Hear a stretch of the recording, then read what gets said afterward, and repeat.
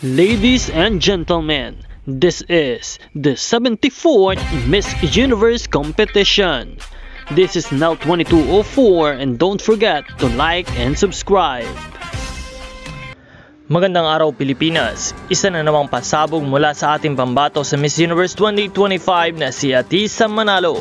Kamakailan lamang ay binahagi ni Atisa sa kanyang social media account ang isang behind the scenes photo shoot na talaga namang nagpawaw sa mga fans. Sa caption nito, simple pero powerful, getting ready.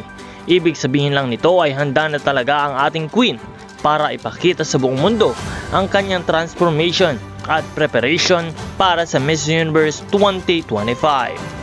Makikita sa mga larawan ang kakaibang confidence, elegance at fierceness ni Atisa. Bagay na bagay sa kanyang bagong styling at look. Ang bawat pose at aura niya ay may halong class and power. Truly, Miss Universe material.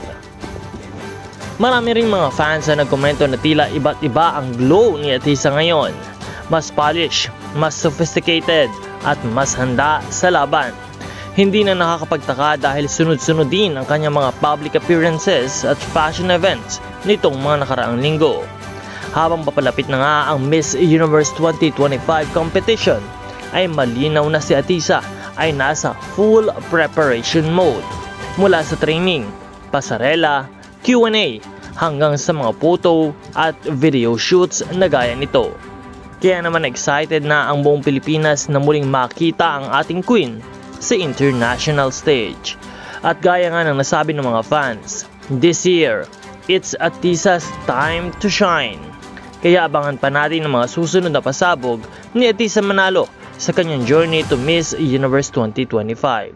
Siguradong marami pa siyang ihahandang sorpresa.